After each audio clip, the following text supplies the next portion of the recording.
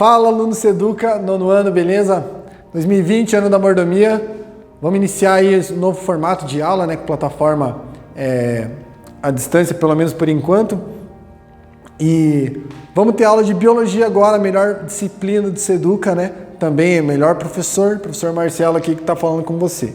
Modéstia à parte, né? Melhor conteúdo do universo. A gente fala da criação de Deus, certo? Brincadeira, modéstia à parte, tem que puxar a sardinha pro meu lado. Vamos lá. O que nós estávamos falando assim que teve a parada? Estávamos nós falando sobre biotecnologia. E aqui entra uma disciplina que eu acho sensacional.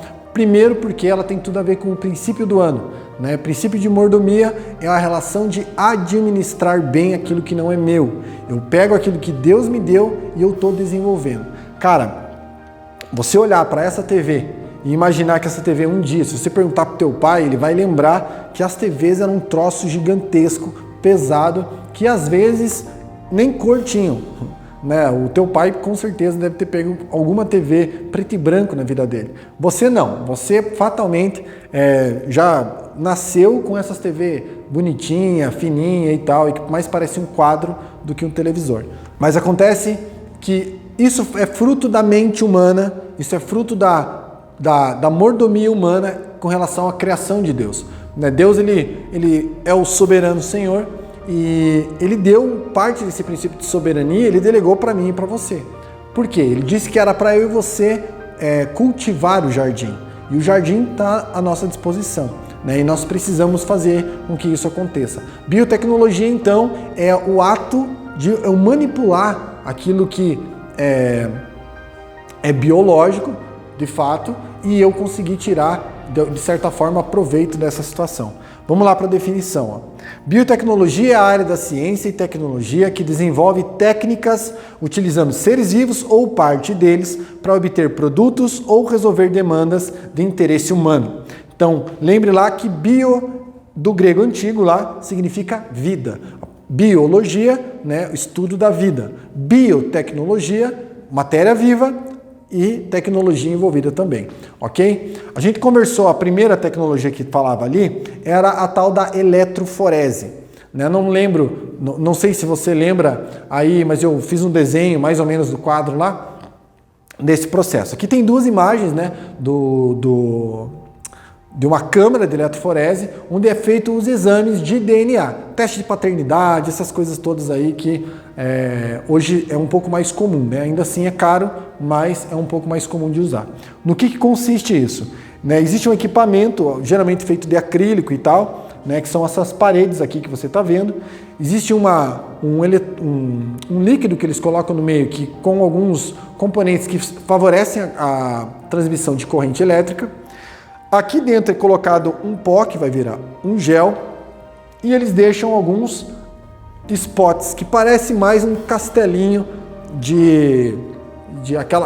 aquele muro de castelo medieval que você já deve ter construído aí na tua mente essa imagem. O que eles fazem com isso? É feito um processo, né? Então é feito um preparo do material genético anterior a isso. Esse material genético, então, ele é corado e ele é colocado dentro, né, com uma pipeta, eles colocam dentro de cada spot desse. Então, eles condicionam isso a uma corrente elétrica. Essa corrente elétrica, então, fica conectada, né, polo negativo e positivo. A corrente vai fluir do polo negativo para o positivo e vai levar as moléculas de DNA para correr nesse gel. Se eu deixar aleatoriamente o gel correndo lá, isso aqui vai acontecer de todo o material genético cair nessa parte aqui que a gente chama de solução tampão. Então, eu não posso deixar por tempo indeterminado. Existe um protocolo, um processo que vai fazer com que esse DNA corra nesse gel e eu consiga extrair, então, informação daqui. Como é que é feita a extração da informação? Vamos passar o próximo slide aqui. Aqui então, é o processo passo a passo. Eu fiz os spots ali, né, no gel. Coloquei o material nesses spots, né? Aqui você percebe que tá os três já e começa a correr a eletricidade no gel. Então esse gel, o DNA, se ele for maior ou menor, ele começa a ficar né, ele não consegue passar pelo gel. Então, quanto maior, mais denso for, mais pesado, entre aspas, for, ele tem maior dificuldade para passar pelo gel. Então, ele vai acabando ficando, essas paredes vão segurando ele ali. Depois disso, depois de um tempo, ele é colocado numa luz. E quando você faz isso, eu na faculdade tive oportunidade de fazer esses exames e você se sente um cientista mais mirabolante do universo. Você entra num lugar todo escuro, com aquele gel que é preciosíssimo. Por quê? Porque eu estou falando aqui pode ser uma investigação criminal onde eu só tenho aquele material biológico. E se eu não tratar ele direitinho, eu posso absolver um criminoso, né, porque eu não consegui trabalhar com o material biológico que foi encontrado na cena do crime. Então tudo isso tem que ter uma grande responsabilidade por trás também. Mas quando a gente condiciona na luz, essa luz ela acaba deixando esse gel luminoso. E aí eu consigo verificar, ó, aquelas partezinhas mais brancas que você está vendo ali no vídeo, na TV, é onde o DNA parou. Então pelo fato do DNA ter parado, né, esse gel ele parou de correr, ele teve uma dificuldade e a gente consegue então traçar comparações por meio disso daqui. Como é que eu vou comparar? Vamos tentar fazer aqui juntos um teste de paternidade. Ó. Isso aqui então é um gel, né, são 4 amostras, né, eu tenho a mãe, né, mother, offspring, que é a geração, né, a descendência, masculino 1 e masculino 2. Esses aqui são os 2 possíveis pais deste bebê lá. Fatalmente estão procurando aqui a paternidade para alguém que, por N razões da vida, né, eles não sabem direito quem é o pai. Então vamos lá.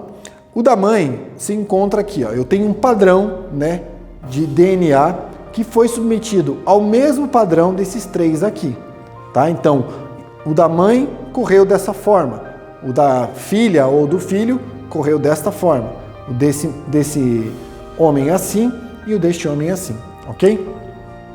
Aqui então eu tenho em verde o tipo ali, né, do DNA do filho, e agora o que eu tenho que fazer? Eu tenho que comparar, lembrando que quando eu estou falando de alguém que nasceu, você vai concordar comigo que ele é metade dos genes do pai e metade da mãe. Não interessa se a mãe ou o pai, onde é que estão hoje, como é o comportamento deles, não interessa, mas ele vai ter metade dos genes vão pertencer à mãe e metade dos genes vão pertencer ao pai, ok? Então vamos ver agora, só descobrir se é o homem 1 ou o homem 2, o pai dessa criança. Vamos lá, ó. Quando eu pego aqui o pai 1, eu traço alguns comparativos que são que eu encontro os mesmos spots gênicos nessa geração aqui, ó. Vou chamar ele de filho, tá? De um modo geral. O filho tem um spot aqui, o pai também tem. Tem um spot aqui, o pai também tem. Tem outro aqui, que são... Então ele tem, dos 8 que ele possui, ó, 4 bateram com o deste pai aqui, ok? Muito provavelmente este aqui é o pai, certo? Por que eu estou falando muito provavelmente? Porque eu tenho que comparar ainda com os da mãe. Então, esses aqui que foram comparados com o do pai, eu tenho que ver se ele vai ter comparando com o da mãe. Ó. Então eu já encontrei um, esse está comparado com o pai, esse também, este está comparado com a mãe, 2, este com a mãe, 2 e este com a mãe, 2. Esta criança aqui é filha desta mãe com este pai, tá? Vamos ver por que não poderia ser o pai 2 lá, ó. Vamos fazer ali. Ele tem alguns spots que são semelhantes aqui, ó. Então eu tenho este spot, o filho também tem. Eu tenho esse spot, o filho também tem. E aqui também. Porém, esses genes ali que eu estou falando, eles também, esses mesmos genes, ele também apresenta coincidentemente nos mesmos spots da mãe, tá? Então aqui eu consigo identificar. Isso já mostra que ele não é o filho? Não. Onde é que eu consigo identificar assim prontamente que esse marido aqui, esse macho, entre aspas, aqui não é o pai, ó, por esse spot gênico aqui, ó. Tá? O que acontece? Nesse caso, ó, esse cara, ele casou o spot gênico com o pai. Esse aqui não tinha e esse aqui também não tinha. Logo, eu tenho certeza que este gene aqui, ó, mesmo que ele tivesse outros aqui, ó, muito semelhantes ao do marido 2 ali, no caso, marido 2 não, perdão, do macho 2, eu estou identificando que neste spot aqui, ó, este camarada aqui, ele carrega o material genético que nem a mãe tem e nem o homem 2 tem, apenas o homem 1. Então, por aqui, eu já conseguiria traçar que este homem aqui é o pai dessa criança. Óbvio que eu tenho que comparar 50% do material genético. Isso a gente já fez, então, por esse fato aqui, eu determino, então, que a mãe, a geração, filho e o homem 1, eles é que são a família unida aqui nessa questão da variabilidade genética dos dois, ok? Fera. Vamos lá, investigação criminal. Nós também usamos biotecnologia para identificar cenas de crime, certo? Quem aí aproveitou para ficar assistindo bastante Netflix e outras coisas mais, tem gente que gosta mais, outros menos. Vocês sabem que eu não assisto nada de filme nem de Netflix, essas coisas todas, mas é muito comum você encontrar em cenas de filme as pessoas indo lá, coletando com aqueles... esqueci o nome daqueles negocinhos que você limpa a orelha lá. Cotonete. Eles pegam uns cotonetão e passam para coletar material, tentam pegar, às vezes encontram saliva, às vezes encontram sêmen, às vezes encontram sangue, às vezes encontram resto de pele. Tudo isso é informação que pode ser traduzida em material genético e eu posso fazer a validação disso em um laboratório. Tá? Como é que funciona? Então, coleta e análise de material biológico da cena de crimes diminui as chances de erros na investigação criminal. Geralmente eles fazem o quê? Eu pego esse material biológico, eu levo para um laboratório, neste laboratório eu vou fazer uma eletroforese do material genético, do DNA. Coloco isso num banco de DNA. Nesse banco de DNA é que a gente acaba fazendo comparativos, né? Então, o Brasil ainda está engatinhando nesse processo.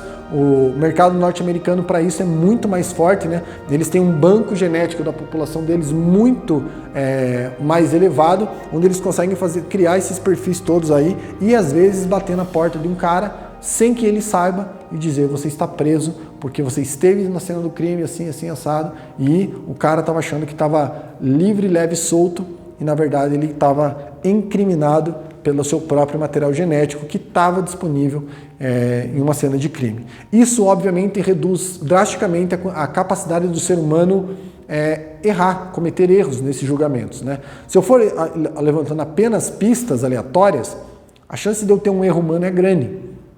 Então a ciência favorece nisso porque eu não tenho material biológico idêntico a não ser em gêmeos. Caso de gêmeos, aí eles têm que traçar outras estratégias, né?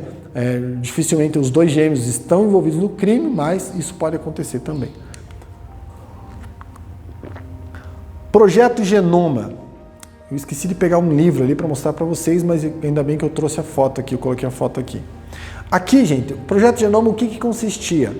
O Projeto Genoma, eu até comentei com vocês quando a gente falou lá sobre a herança genética, falei sobre as leis de Mendel, mas aqui tem um selo que eu achei muito interessante, que foi utilizado no Reino Unido para comemorar a conclusão do Projeto Genoma. O que foi o Projeto Genoma? Foi mapeado todos os cromossomos da espécie humana, né? Então a gente teve lá todo aquele conjunto de letrinhas A, T, C, G, lá, adenina, timina, citosina e guanina. Esses caras, a gente fez esse comparativo do DNA e a gente fez uma trilha de como é o DNA humano. Óbvio que para algumas espécies a gente se aproximou muito. Nós somos muito mais parecidos, para você ter uma ideia, geneticamente, com uma drosófila, que é a mosquinha da banana, do que com o chimpanzé. Quando o ser humano terminou o projeto Genoma, logo eles correram, os evolucionistas correram para fazer o genoma de um macaco. Encontraram certa similaridade, falaram, nossa, isso é prova evolutiva de que o ser humano veio do macaco e tal. Aí alguém foi estudar a mosquinha da banana e descobriu que a gente tinha uma proximidade maior ainda do que o próprio chimpanzé. Logo, dizer que nós viemos usar esse estudo técnico, né, de genética para justificar a evolução, eu ainda não posso, né? Então, e também não pode, né? Porque é um estudo que ainda demanda uma grande quantidade de estudo para eles definitivamente comprovarem ela deixar de ser a teoria da evolução. Nesse caso aqui, o projeto Genoma tem os seus benefícios e os seus malefícios. Já conversei isso com vocês um pouquinho. Se por acaso o ser humano aprende a manipular os genes, né? Por exemplo, nós vamos tratar um pouquinho mais à frente aqui, mas o que está acontecendo no mundo hoje, o meu professor de biologia já falava lá atrás quando a gente ia falar sobre bactérias e vírus. Quando a gente falava sobre bactérias e vírus, o ser humano ele tem que fazer, ano após ano, um mapeamento das mutações gênicas envolvendo bactérias e vírus para que os nossos medicamentos possam continuar fazendo efeito. Por que a gente está perdendo para o coronavírus? Estamos perdendo para o coronavírus pura e simplesmente porque nós não encontramos um medicamento que faça ele ser nulo.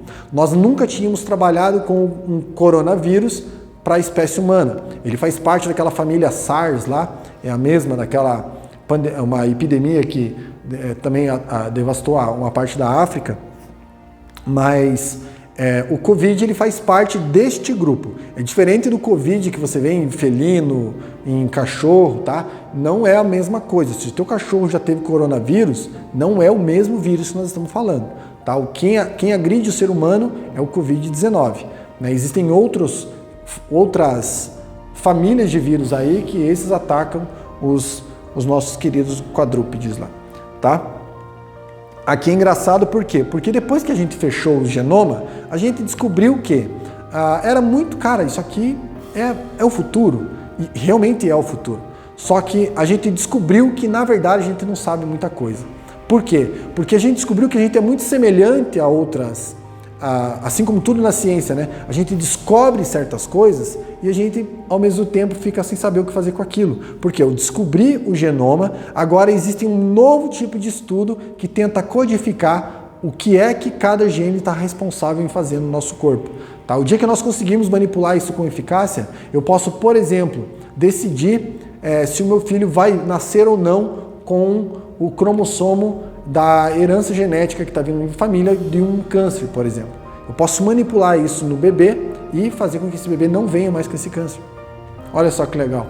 Em contrapartida, né, eu posso manipular isso de forma a criar clones e com esses clones eu favorecer geneticamente ele para que ele seja mais forte, para que ele resista mais a doenças, para que ele seja assim, assim, assado. E aí países que são mais desenvolvidos podem, por exemplo, criar um exército de super soldados. Isso não parece apocalíptico para você, mas óbvio que a gente está muito distante disso ainda. Mas a gente corre o risco de eu chegar, por exemplo, para ficar um pouco mais perto da nossa realidade, eu poderia chegar, se a gente conseguisse manipular isso com extrema eficácia, eu ia chegar num banco de genético e ia falar assim, gostaria que meu filho nascesse negro, com olhos verdes, cabelo loiro, e ele fosse alto e, sei lá, tivesse o olho puxado. Eu poderia manipular geneticamente aquele embrião para ele nascer. A gente iria fazer muita besteira, certo? E a gente ia acabar com o que nós temos hoje no mundo, que chama-se variabilidade genética. Porque é que nem todas as pessoas vão ser contaminadas pelo coronavírus e vão receber a influência negativa dele. Porque nós temos corpos diferentes, com genética diferente. Essa genética, para alguns, ela é mais suscetível a determinadas doenças, outras não. Existe um estudo que 10% da população é imune a qualquer tipo de doença. Só que a gente não sabe dizer para que doença. Então, por exemplo, do quadro de pessoas infectadas pelo vírus da AIDS na África, a África é um dos países onde mais existe contaminação pelo vírus HIV. 10% dos infectados jamais manifestam os problemas derivados do vírus. O que acontece? O vírus da AIDS ele entra no sangue de um ser humaninho e o sistema imunológico tenta freneticamente acabar com aquele vírus, só que ele não consegue. E com isso acontece uma falência desse sistema imunológico. E é isso que acaba fazendo com que esse indivíduo venha a sofrer todas as consequências da AIDS. Então ele não morre do vírus da AIDS, ele morre das consequências que esse vírus vai causando no corpo. Só que tem 10% das pessoas que têm o vírus, só que nela não faz absolutamente nada. Então hoje a ciência está estudando essas pessoas para justamente perceber o que é que tem no corpo deles para que faça com que eles não apresentem nenhuma dificuldade, né? Então olha só a sacada que tem por trás de um projeto como esse. Óbvio, Deus ele tá, a palavra de Deus em Provérbios fala assim, né? Que a glória de Deus é encobrir as coisas e a dos homens ou dos príncipes é esquadrinhá-las. É como se fosse pesquisar, ir atrás, fuçar onde é que está. Enquanto Deus não revelar para nós certas coisas, a gente simplesmente não vai conseguir, né? A ciência ela tem avançado até onde Deus permite. Então, de tempos em tempos, ele libera um pouquinho mais de sabedoria para que eu e você possa desenvolver algo, melhorar a humanidade e assim a gente começa, ou não, né? Ou não melhorar. Deixa eu pegar mais uma aguinha aqui. Mas fazer com que a gente possa desenvolver, então, esses hábitos aí. Esse aqui é o livro que eu comentei com você. Esse livro, até onde eu sabia, ele está esgotado, mas é um livro de Francis Collins, né? A Linguagem de Deus. Esse cara ele era o responsável, o gerente responsável pelo código genético quando eles terminaram de mapear o código. O código levou vários anos para ser mapeado, tá? E ele foi só o cara que colocou a cerejinha no bolo lá. Mas ele fez parte longamente do processo, uma pessoa extremamente capacitada e cristão, que é mais legal. E aí ele criou um livro, né, cujo nome é A Linguagem de Deus, um cientista apresenta evidências de que ele existe. Aqui ele coloca um posicionamento, ele tem um posicionamento pessoal científico, mas o que ele fala é que, com esse estudo todo, eles chegaram à conclusão de que é tão complexo e tão ordenado, existe uma complexidade tão grande no código genético, que é impossível eu colocar a casualidade da evolução como sendo parte do processo de desenvolvimento desse organismo. Então ele era o responsável, e o que é mais inteligente, que eu acredito que seja a grande contribuição nesse livro aqui para nós, é que ele coloca o ponto de vista que existe sim como eu conciliar a ciência e a fé. Porque geralmente é feita uma dicotomia aqui, né? Eu separo aquilo que é cristão, eu separo aquilo que é científico, eu separo aquilo que é bíblico. Então eu tiro o que é religioso do que é científico. E muitas vezes a gente acaba chamando algumas coisas que são científicas, eu crio minha própria religião ali dentro para poder defender que Deus não existe. Tem muitos ateus que acabam jogando nessa questão aí. A gente já fez alguns trabalhos, né? Lembra lá do debate do 7º ano e tal, que a gente falou um pouquinho sobre isso. Agora está na hora de você começar a ler algumas coisinhas mais legais. Eu acho que esse livro, para você, não é tão pesado e já dá para você ir, se quiser correr atrás desse livro aqui. Eu lembro que ele estava com uma tiragem esgotada, foi difícil para encontrar. Eu tenho esse livro aqui, mas eu lembro que eu achava só na estante virtual por R$100 e poucos esse livro. E depois, até que um dia eu encontrei um bendito lá vendendo ele por 10 anos. Aí eu tive que comprar, né? E eu tenho ele lá hoje, se não me engano, saiu uma nova tiragem dele, né? Uma nova edição, mas vale muito a pena você começar a correr atrás dessas coisas, tá? Onde mais encontramos biotecnologia? Na cenoura. Só que você tirei a foto do teu próprio livro, tá? Tem essa foto no teu livro. Ali você encontra cenouras verdes, laranjas e roxas. Parece até uma grande beterraba deformada, né? Galera, cenoura não é só laranja, ok? A cenoura que eu e você conhecemos, ela é um melhoramento genético, uma manipulação genética, melhor dizendo, que fez com que a cenoura fosse laranja. Foi feita uma festa na Holanda e para um rei ou príncipe, sei lá o que era, reza a história ali, eles acabaram fazendo cruzamento apenas de cenouras laranjas para vender e deixar tudo laranja. É mais ou menos assim, eu vou escolher, vai ter uma festa do verde aqui na escola no F2. Cara, eu não vou trazer pêssego, eu vou trazer limão. Por quê? Porque limão é verde. Então eles acabaram pegando só aquilo que era laranja para colocar para vender. E eles começaram a manipular as cenouras, apenas cenoura laranja cruzando com cenoura laranja para poder gerar novas plantas. E assim eles criaram uma linhagem de cenoura laranja. Hoje no Afeganistão, se não me engano, ainda é comercializado cenouras desse tipo aqui, ó. Você encontra cenouras de outras cores ali. Então, fique esperto aí, se você encontrar alguma coisa falando que é cenoura, você fala, isso não é cenoura nem aqui nem na China, né? É cenoura sim. A gente só está acostumado com aquela cenourinha clássica, né? Que o coelho come, né? Que coelho nem pode comer cenoura. Enfim, outra história de melhoramento genético que está no teu material é o cruzamento entre gado, né? A gente tem um melhoramento genético de espécies que tem um aproveitamento melhor. O que o ser humano aprendeu a fazer? Ó? Eu tenho aqui o gado Brahman. Esse gado, ó, ele tem uma menor produção de carne, maior resistência a doenças e ao calor. Ou seja, tem menos carne, mas é mais resistente. Eu faço o cruzamento deste camarada com o gado Shorthorn. O que ele tem? Ótima produção de carne, mas é mais sensível a doenças e pragas. Então eu pego e ao calor, perdão. Eu pego esse cara aqui e faço o cruzamento dele com quem? Com quem é resistente. E aí, no caso, saiu o gado Santa Gertrudes, né? Nem parece feito no Brasil, né? Ótima produção de carne, resistente à doença e ao calor. Então eu peguei o melhor desse gado com o melhor desse gado e acabei fazendo o cruzamento de uma espécie que vai ter um melhor corte e também vai ter uma melhor suscetibilidade a dar certo, né? Então isso é manipulação genética. A gente faz muito isso para tentar tirar vantagem de produtos. Outro local que a gente faz muito é na agronomia, né? Quando eu olho aqui um pimentão, por acaso, recebendo uma agulhada, eu estou falando aqui de melhoramento genético. Você já deve ter visto aquele material ali, isso é o selo oficial de transgenia, ou seja, de transgênicos, né? Já disse para vocês também que sempre tem alguém, pode ser no impeachment da Dilma, ou seja lá o que for, sempre antigamente você encontrava lá alguém com uma plaquinha lá, fora transgênicos. Eram os famosos ecochatos, né? Por que ecochato? Eles estavam, na verdade, defendendo um posicionamento científico do que eu não posso usar transgênicos sem um mínimo de estudo sobre eles, tá? Por quê? Transgenia, eu estou mexendo com genes de um determinado alimento e eu estou absorvendo aquele alimento. Esse alimento, por eu estar absorvendo, ele vai fazer parte, boa parte deles são proteínas.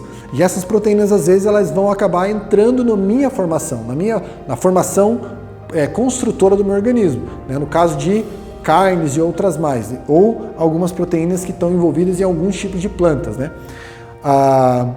Se eu estou manipulando geneticamente e eu não tenho dados suficientes sobre aquilo, eu posso causar algum tipo de deformidade na espécie humana. Então isso tem que estar muito bem, aliás, estudado para a gente poder fazer esse equilíbrio, tá? Então, transgênicos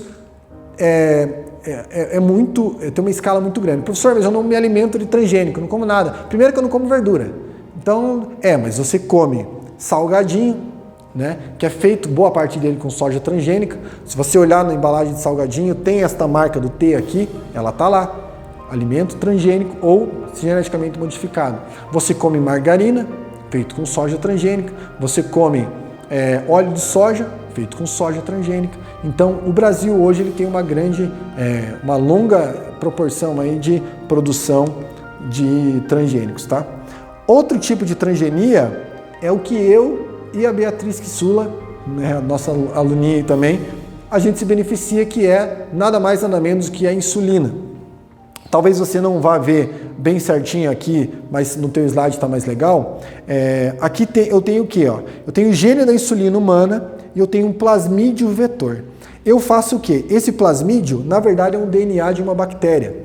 Eu coloco os dois dentro de uma bactéria, aliás, não é bem isso, tá? O núcleo da bactéria está aqui. Eu coloco esse plasmídio aqui dentro e com esse plasmídio, juntamente com o DNA humano ligado dentro da bactéria, o DNA dela acaba absorvendo esse plasmídio e ele acaba fazendo o quê? produção de insulina.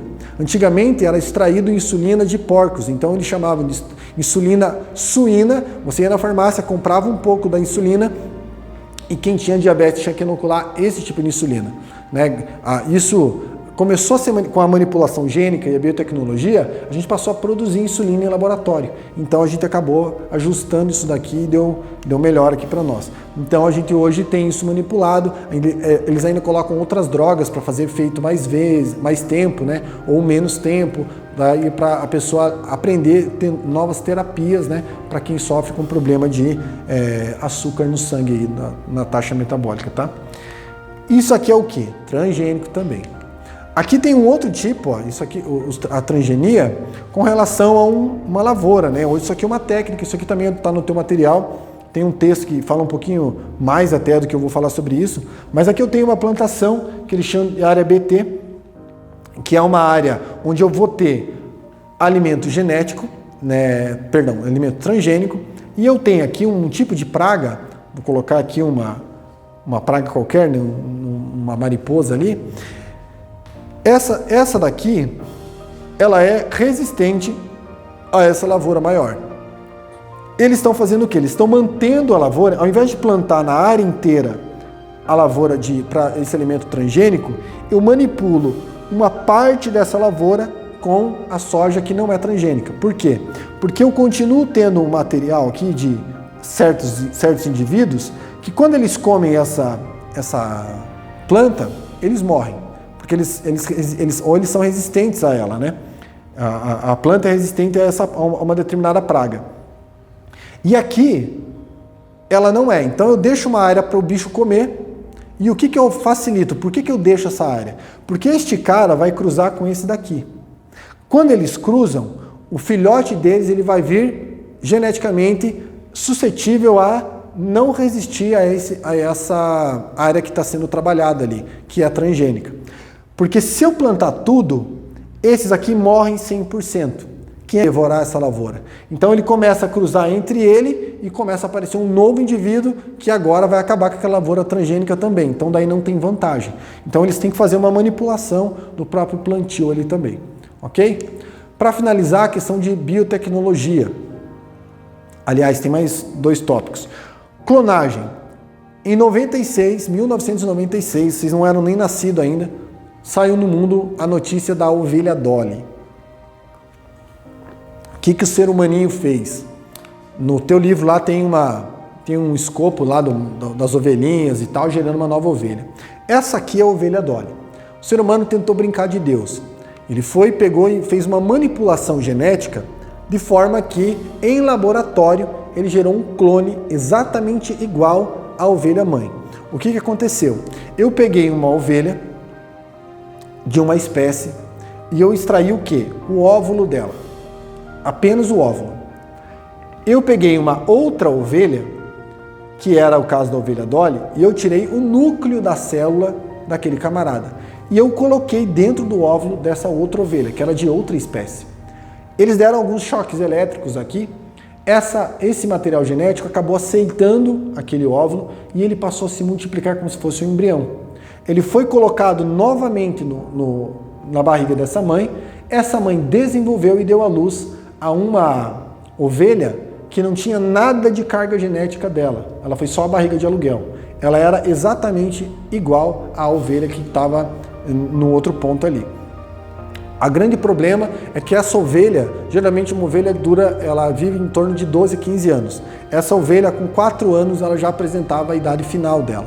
Aquela célula que eles removeram por algum motivo, ela recebeu estímulos para ser mais velha. Então toda a ovelha ela era envelhecida e aí ela acabou não resistindo. Depois disso já clonaram vaca, já clonaram um monte de outros bichos.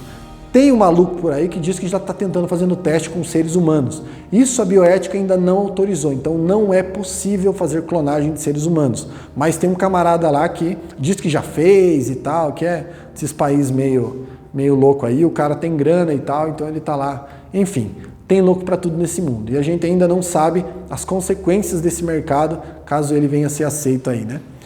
E agora sim, para finalizar, a terapia gênica. O que a terapia gênica faz? Hoje, se uma pessoa tem uma lesão cardiovascular ou então medular, onde ela não consegue mais andar, teve um infarto, essas coisas, hoje é possível eu fazer manipulação de células tronco e eu vir a desenvolver novas células para esse tecido. Principalmente tecido de células nervosas, né? A célula nervosa, ela tem a fama de não se regenerar, não tem uma nova célula nervosa. Porém, o organismo tem uma certa plasticidade, cujo a gente já falou no passado. Também já falei sobre células musculares, e essas células, elas podem se transformar em células cardíacas, por exemplo, né? O cara teve um infarto do miocárdio. Então, miocárdio, lembra lá aquela paredinha interna do coração. O cara teve um infarto naquela área, isso compromete o batimento cardíaco. Hoje, eles pegam nessa pessoa infartada, colocam célula-tronco do próprio paciente lá dentro e essas células, elas se tornam células cardíacas do local, regenerando a região afetada. Isso faz com que aconteça a contração e possa ter o bombeamento sanguíneo de novo no corpo. Isso é interessantíssimo. Você está percebendo aqui o quanto que o homem consegue manipular a criação? O quanto de conhecimento a ciência já tem, que foi fruto de uma mente pensante por trás de tudo isso que você está vendo? O nosso corpo, se você for olhar, o que nós temos hoje para a questão do Covid, por exemplo, o único antídoto que nós temos é confiar no nosso sistema imunológico. E ele já está pronto há quantos anos? Então, assim, Deus, quando criou eu e você, Ele colocou uma série de sistemas para funcionar ininterruptamente. Você vai durar 80, 90, 100 anos com o teu coração batendo desde a barriga da tua mãe. Então você está percebendo que é uma máquina que funciona 24 horas sem parar, só precisa às vezes que você cuide bem, é claro, né? Troque o óleo, faça as revisões necessárias, certo? E você vai durar muito tempo. Então a manipulação do homem, ela é necessária. Porém, ela também precisa ter os seus freios aí. É por isso que nós temos que ter um jogo aqui de alguns princípios, né? Eu posso usar? Sim, eu devo usar. Né? O princípio de mordomia fala, administre bem. Porém, a Bíblia fala, todos edifiquem, porém cada um veja como edifica. E eu tenho que ter um certo autogoverno também. Porque eu não posso criar algo ou fazer algo para tirar um benefício pessoal sobre aquilo. Eu não posso criar uma nova tecnologia ao ponto de desdenhar para o que vai acontecer num desdobramento pelo uso daquela tecnologia, por exemplo. Vamos colocar aqui a questão da clonagem. Eu não posso simplesmente criar um novo Marcelo aqui. Primeiro, porque seria um caos para a humanidade, né? E segundo, porque eu não posso ainda brincar de Deus. Eu não tenho essa permissão divina para tal. Então a gente tem que aprender a respeitar os nossos limites também, mas avançar na medida que a gente tenha que avançar, ok? Por hoje é só, galera. Deus te abençoe aí, vamos conversando. Se a gente tiver quem tiver alguma dificuldade, alguma coisinha aí, vamos conversando pelo PDA lá, que vai ser o nosso canal direto ali, beleza? Tô com saudade, é nóis.